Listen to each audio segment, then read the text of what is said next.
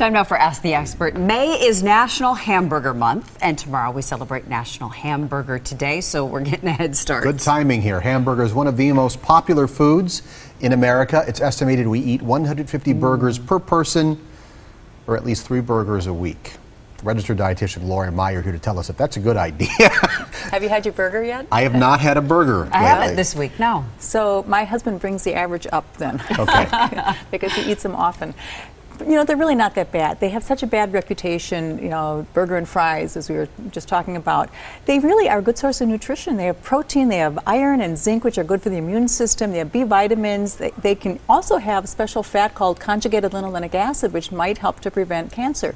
Now, there is some data that shows that people who eat a lot of hamburgers, especially commercially made hamburgers that are fried and well done, that this could increase cancer risk, particularly colon cancer, breast, prostate cancer. But on the other hand, there are some things that you can do to kind of help make hamburgers a little bit healthier so that you can really minimize that risk. Yeah. So the big thing is kind of choosing your meat or changing what you're doing. And if you really want the healthiest burger, opt for something that's grass-fed.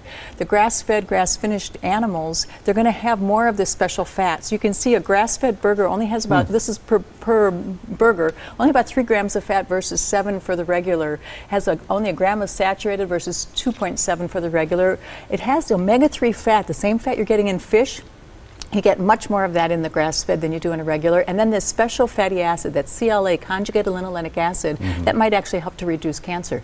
So my thought is, you know, if you're going to eat burgers, and if you're especially eating a lot of them or often, try to opt for something that's grass-fed. So what I have here, I mean, you can't really even tell the difference. That's a regular burger and the grass-fed burger. The grass-fed's a little leaner, so it's going to cook a little bit faster. You might want to use a lower temperature. But then also bison, they're natural grass feeders. But the bison burger and that grass burger, 150 calories for that burger, about 250 for the regular one. A lamb is the next, and that's about 100 calories. Lamb are pretty much grass feeders. And then I also have a salmon burger for those that really don't want to go the meat route. Well, and you can ruin it by everything you put on top. Well, and that's the thing. What research has found, I mean, first of all, you don't want to overcook it because that really tends to increase cancer risk. So, you know, medium rare, medium well done, not such a good idea. Right. But then what you also do, I mean, you can add spices like turmeric or cumin. You can also, rosemary is the one that most of the research is showing. Get some rosemary in that burger and it really decreases the cancer risk. Also sage, thyme, I have garlic, blueberries, mango, onions, avocado, tomatoes.